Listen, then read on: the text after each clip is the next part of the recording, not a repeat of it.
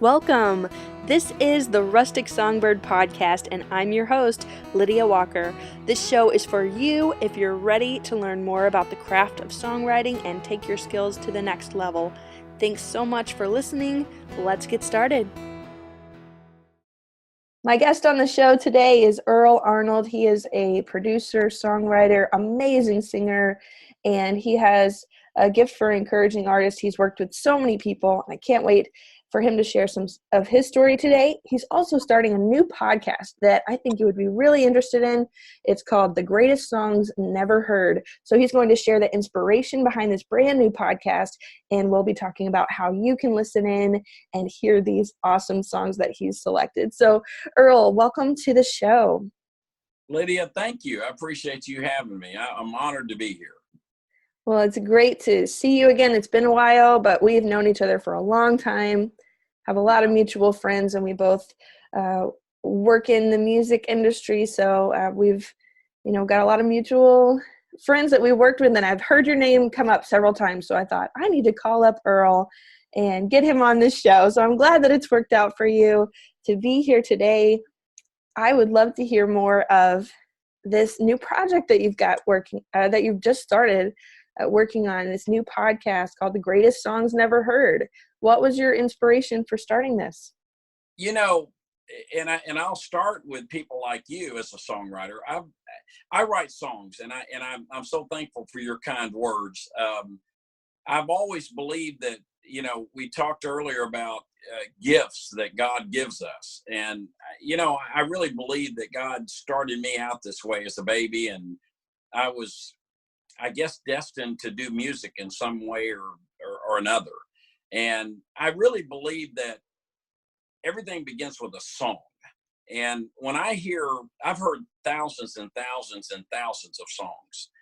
And through the years as a demo vocalist, I spent many years doing that. I still record a lot of demo vocals for songwriters. I have heard thousands of songs. I've sang thousands of songs. But, when I look over time, I remember a handful of them. I mean, from 38 years ago when it first began, there's still one or two of those songs back then that I sang. I remember them. And even though I've lost touch with them over the years, and what I found over time, it's gotten harder and harder for songwriters to get their foot in the door. And one of the things that I learned was we've got to stick at it. You just can't give up.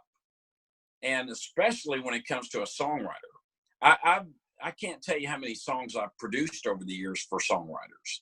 And they'll ask what I think of one or this or that. And I've always tried to be very honest with everybody, because I'm very fortunate to have a lot of friends that are Grammy Award-winning producers, songwriters, mixing engineers, musicians. And I mean, these guys and girls have Grammys sitting on their desk. And so when I am in their world, I'm always putting my fingerprints all over their Grammys. And because that's always been my goal as far back as I can remember, is have one Grammy before I die. And I don't know how it's going to happen. I do believe it will. But the biggest reason I believe it will is because I never, ever quit. I've never stopped. I'll never give up. I might lack in talent in so many areas, but I know where to go to find the greatness in others to mix with what I've done. And when you have that, it really does work. And the biggest thing that I could ever encourage any songwriter, whether they're just starting out or they've been at it for years and they're ready to give up or whatever, we got to remember one thing. The people that have the Grammys on their desk and the people that are successful and have their name in lights and everything else, they have always been very committed. They do not stop.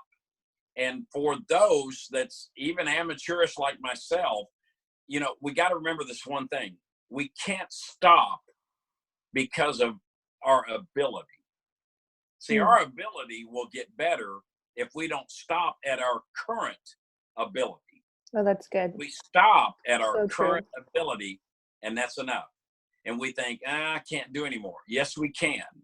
Because you have to ask yourself, I always relate things to all the greatest musicians on the planet, because I've been humbled by those guys and girls. I get to produce them, but I also get to sit back in those recording sessions and say, wow, listen to them. If you ask them, how did you get here? And they'll tell you, I started and I never stopped. Right. And I mean, even the story of one of my favorite drummers that I worked with for many years, I asked him, I said, when did you get, or how did you get your first break? He said, I never left the curb in front of that studio. He sat on it every day until a drummer didn't show up. He got the call, he ran, and he's been doing it ever since. Wow. You just cannot give up because of your current ability. That's where it begins. Yeah. So that consistency and that commitment to just never give up, just be available and do it over and over, even when it doesn't seem like it's going to work. It looks crazy to everybody else, doesn't it? But when you love it and you're willing to just do what it takes, I believe that's true success. You know, Lydia, I've got 1,000 songs I've written, and I'm going to say that 994 of them are awful.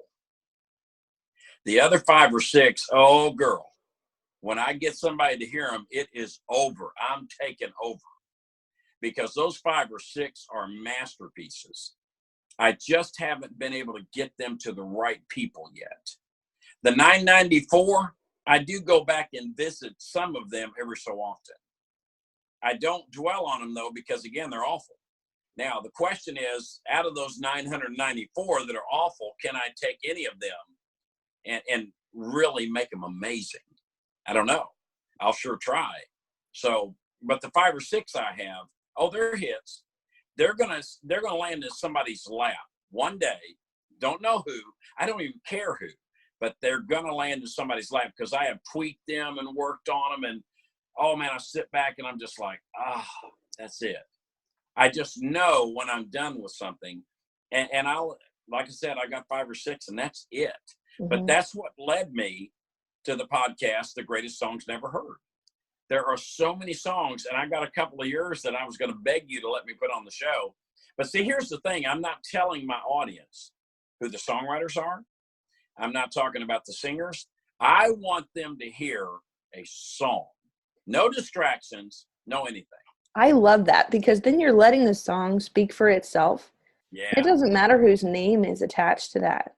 But if they're hearing the lyrics and they're feeling the emotion of the song, that's going to come across. And it doesn't matter who the writer is. If it's a great song, like you're talking about, it's going to just run for itself. And people can tell as soon as they hear it, that's a great song.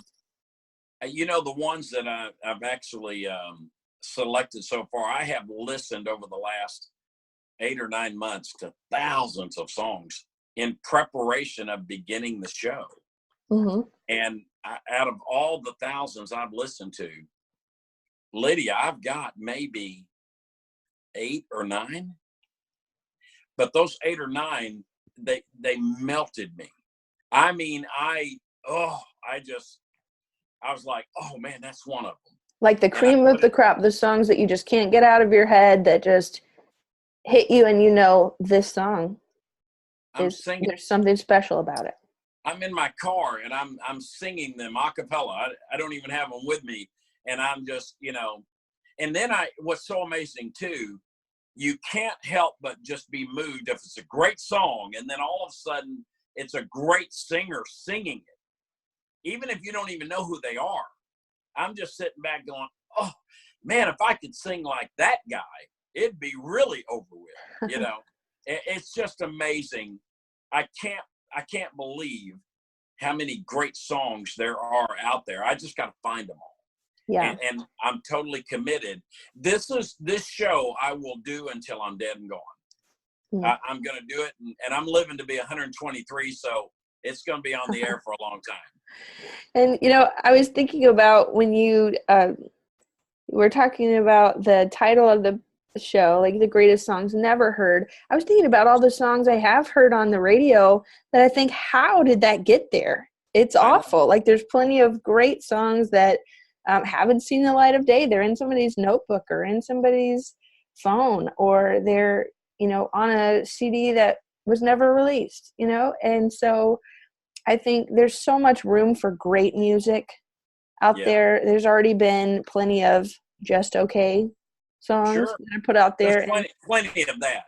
Yeah. But when you find a really special song that just hits you and the message of the song comes across, the emotion is right, it's just magical. It's amazing when you find one of those songs. And I think we're all looking for that connection to the music and relatability. Right. And so I'm excited to hear the songs that you've found through all of your research. Well, I'm going to tell you right now, the ones I have found, they're the most amazing songs I've ever heard. And again, I can remember singing. There are a couple of them that I actually did the demo vocal on that just messed me up when I first sang them. And they'll be on the show somewhere down the road. You won't know it's me. I'm not going to ever. This is not about me at all. And it's not about the songwriter. It's about the song.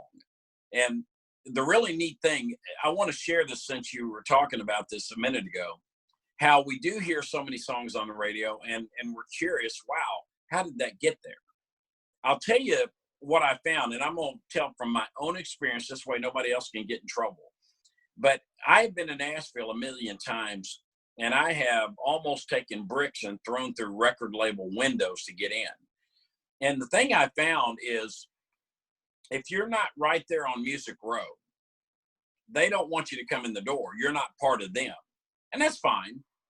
The way I'm doing it is sooner or later, they're going to have to come to me because I'm going to be the one that's holding all these great songs.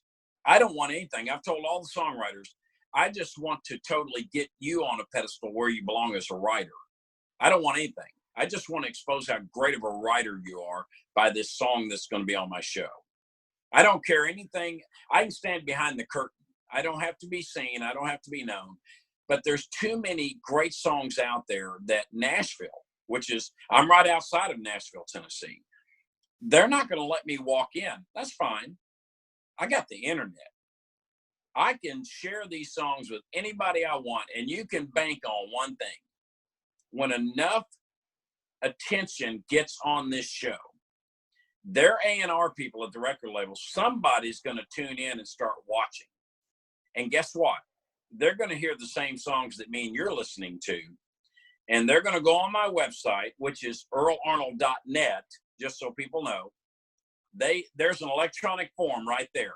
They're going to reach out and say, we need to talk to you. You got a song we heard last week. We've got an artist that needs a hit song, and that's it. And then I'm simply going to contact them with the songwriter, and Earl's out of the picture after that. I'm going to come back to my desk where I'm sitting right now. By the way, the nickname of my studio is the Playhouse, if you didn't hear that. This I think is that's the great. Playhouse. And this that's is where the magic happens. What's that? Where the magic happens. This is where the magic happens, right here in the Playhouse. So I love my little personal studio. But I do want everybody to know this is where I do all my work. And I'm just glad that I get to be here and do this every day. Yeah, so you're a connector, connecting your audience with great songs like that. And like you said, just it takes one person, the right person, hearing the right song for it to really go big. And I believe that can definitely happen. And I love that we have the internet, especially as independent artists. If we don't have a record label, if we don't have a deal where someone else is promoting our songs, we have the ability to put the music out there, let it speak for itself, promote our own music as an artist. And then even as a songwriter, even if you're not the one recording it or promoting it or going to be touring with it, you can still give it its own life online and let people find it. And so I think there's so much opportunity with the internet, especially with streaming, putting stuff out on YouTube where people are searching for music, putting your stuff out on Spotify where people can hear it before they download it. There's so many options for that. I wanted to talk to you, since you have so much experience working with different songwriters, what are some of the biggest struggles that you've seen writers dealing with, like you've seen them in the process of like showing you a song maybe that they've never shown anybody else for the first time, recording a song and really trying to get the right sound. And there's a lot that goes into that.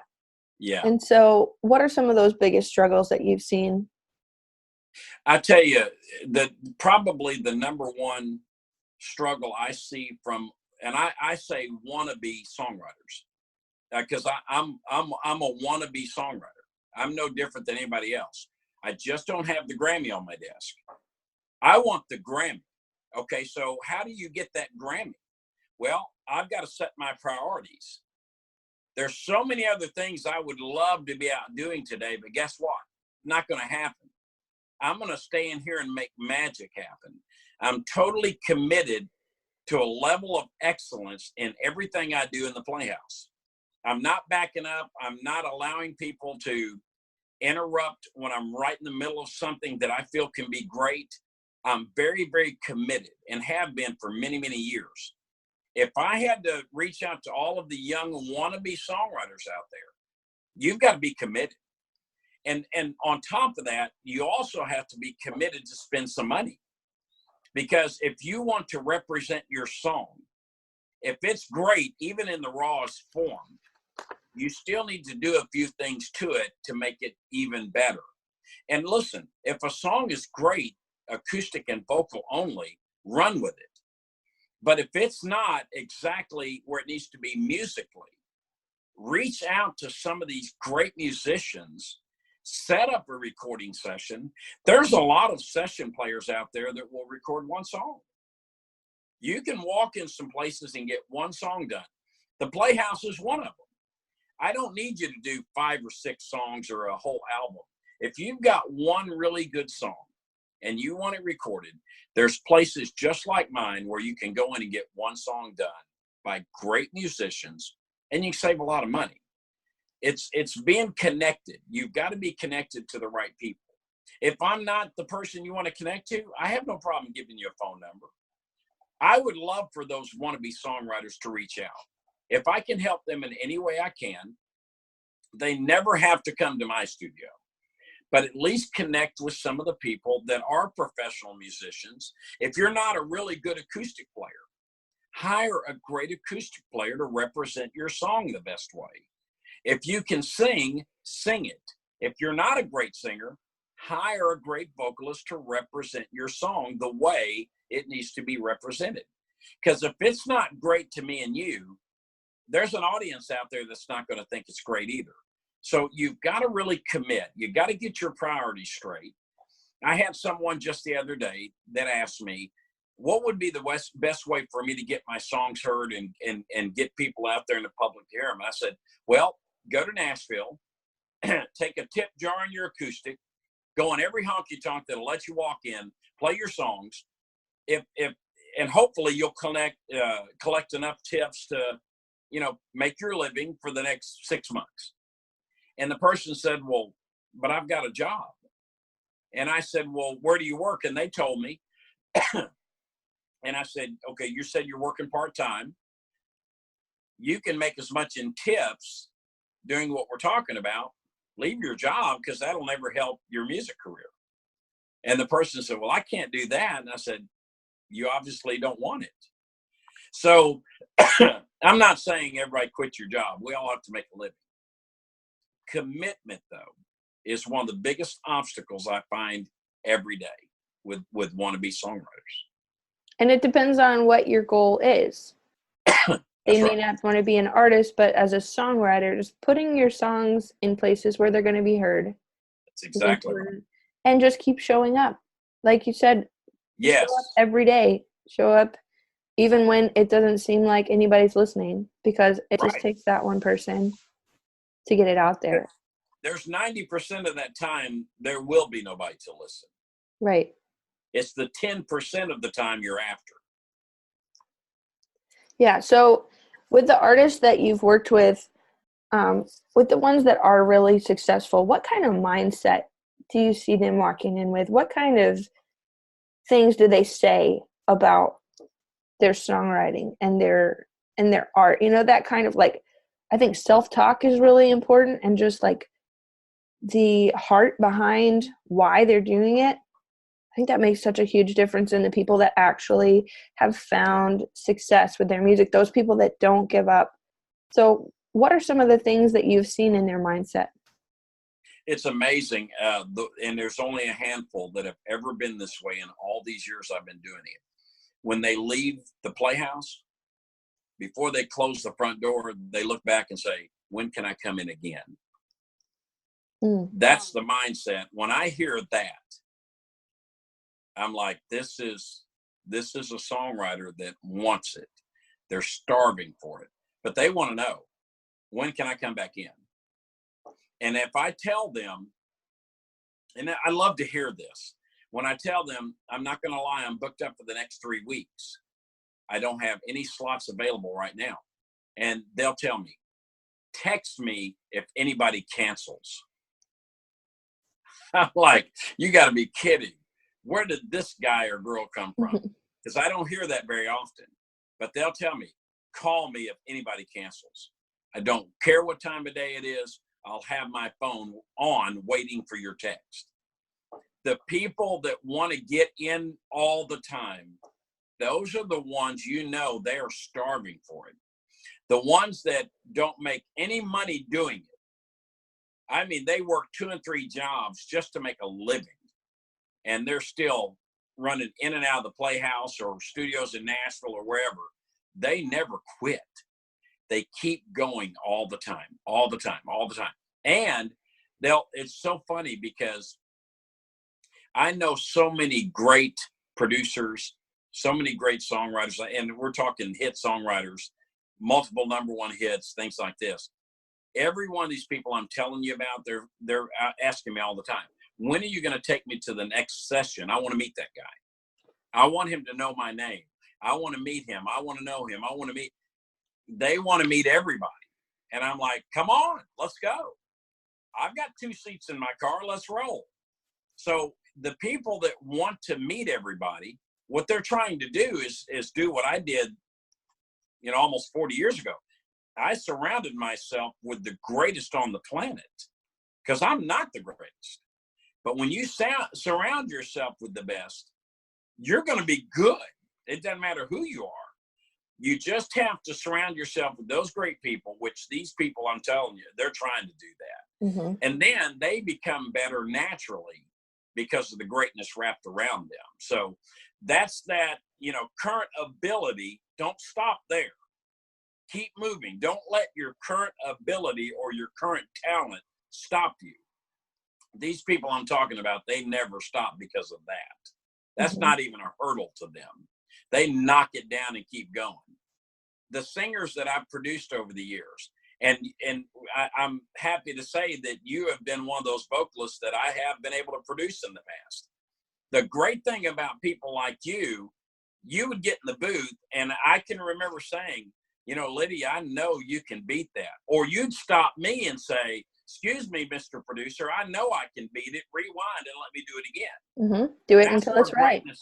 That's where greatness comes from. If you tell me you can beat it as a producer, I'm going to say, you got it. Do it. I'm not going to stop you. It takes that type of mentality, though. You've always got to strive for greatness. That's really what it narrows down to. The people, it's only a handful, but the ones that I just recently had an artist just sign his first record deal. It's because he never stops. He keeps on going. You got to keep moving. You got to keep putting yourself in those right places at the right time. So yeah, when you finally see that artist that comes out with a song and people call it an overnight success, it's never an overnight thing. No. It's been a lifetime in the making, and I believe that all of those little decisions, all of those times when you think nobody's listening, all of that adds up to building that character and being able to say, I've done this for a long time and nobody even cared about it. And so then when you do have that attention on you, you've got that character built up to be able to handle fame or to be able to handle the attention. That's right. It makes a big difference. And listen, I don't mind telling people this. One of my dear friends, like I said, he's got a beautiful Grammy sitting on his desk. I do. I have my fingerprints all over it. But every time I go there, we talk about the past and some of the things he's done. Now, he's had multiple number one hits, hundreds of hits in general, cuts that he's recorded, music on HBO specials, in movies and all kinds of things. And it was so funny because one of his biggest number one hits, he told me, he said, it went through about 7 or 8 different hands before it ever made it to Keith Urban. But once it got there, we're talking 3 and 4 years later. Yeah. Once it got there, became one of the biggest hits Keith ever had. So it's not impossible. You just got to keep on putting it in hands. If you keep sharing, sooner or later, if it's that song, somebody's going to cut it. If it moves the planet, somebody's going to cut it. Yeah. Well, I love the advice you've already shared. And I think it's just invaluable for anyone who's really hungry for it, like you said, and just really wants to be the best that they can be as a songwriter and make some really great music. But before we wrap up, I do want to give you the opportunity to share encouragement for those artists who are maybe struggling or discouraged. Maybe they don't know what's the next step to do. I mean, you shared some kind of general things that are great, but what would you say as a simple next step for somebody who's just not sure where to go next? Here is the most difficult thing that I'll share as far as advice, because it will step on somebody's toes and it might even hurt their feelings just a little bit. I'm totally okay with that, because once you hear it, you're going to say, okay. When you are writing a song, when you're singing a song, and it sounds amazing to you, do not allow someone with an opinion to change your mind. Number 2, the second part of this, which is the most valuable. If you do want to know what someone thinks, make sure it's someone who is qualified. Mom and dad is always going to say you're the greatest singer and the greatest songwriter they've ever heard. Trust me, they will love you. Do not let mom and dad hear it until the one qualified says, wow. The one that's qualified is most likely going to say, not getting it. I'm not saying they're right or wrong, but please make sure you're talking to qualified people. If you want to know how a guitar track sounds, talk to an award-winning guitar player. Get in contact with people like that. Let someone qualified tell you what they hear, because what they'll do is be very honest. I've got a buddy of mine, like I said, I've sent him I don't know how many songs because I thought they were really good. But then when he let me hear a new song he wrote, I got to thinking, well, mine was pretty bad. But I got to hear his, and it made me come back to the Playhouse and start writing something new, or working on the one that I had that I thought was good, and I started making it great. And this is part of those 5 or 6 I've told you over the years that I've got that are great songs. I know they are. I don't even need to go see him or her or anybody else. I'm totally certain these are number one hits if I can ever get them in the right hands.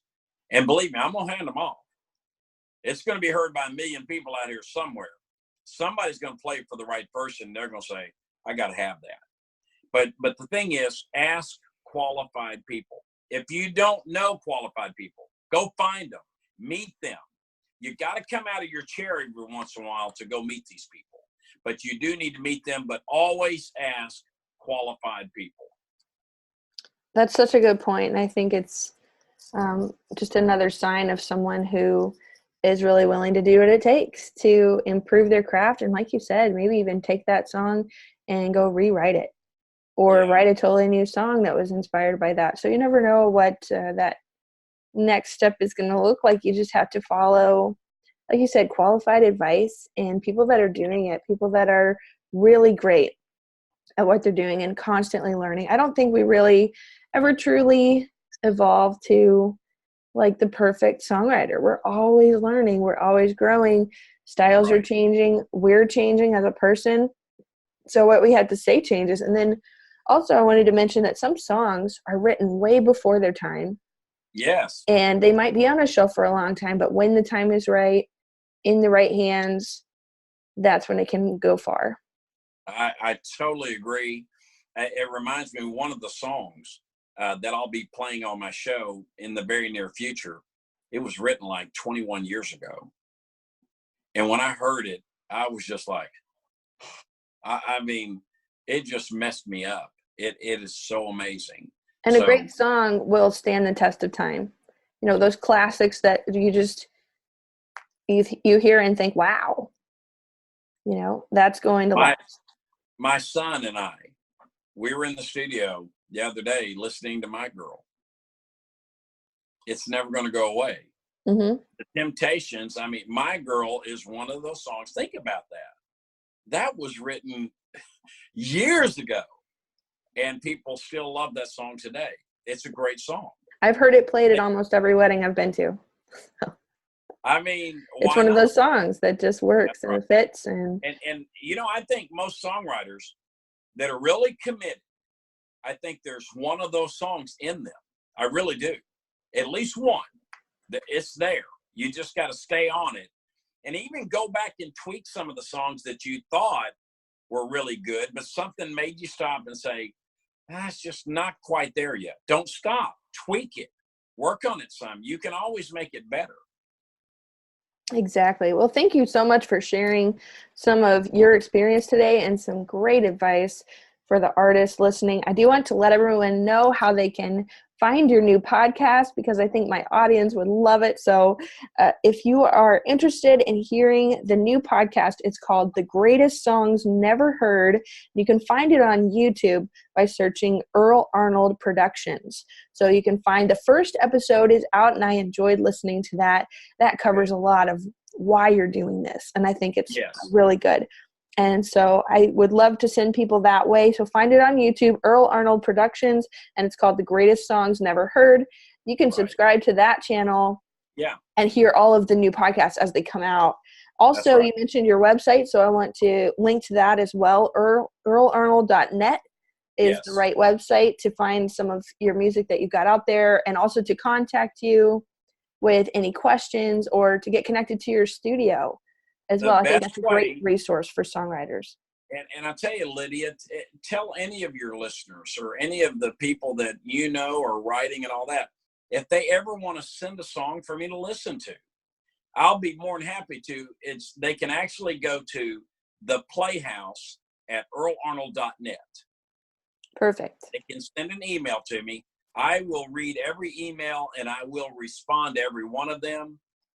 Like I said, I'm gonna live to be 123. So send all the emails. I'll read every one of them. The Playhouse at EarlArnold.net, and I will listen to your song. I want to hear those great songs. It's just not award-winning songwriters that I'm playing their songs. In 2 weeks, I'm playing a song that was written by a buddy that just stumbled through the door one day and played a song, and I'm like, I got to have it. He's never written a song for anybody. He walked in with an acoustic guitar, knocked my head off, and I think he went back to plumbing a house right after that. So I want any songs, I don't care who you are, because the great thing about it is there's no record label or any major producer out there that can say, well, I don't like that guy or that girl. That's because I'm not giving them any names. I'm just giving them a song. Mm-hmm. So have anybody, all your listeners, let them know, please. I'd love to hear what they have or any questions. I'll answer anything they have. That's an amazing offer. Thank you so much for being willing to do that.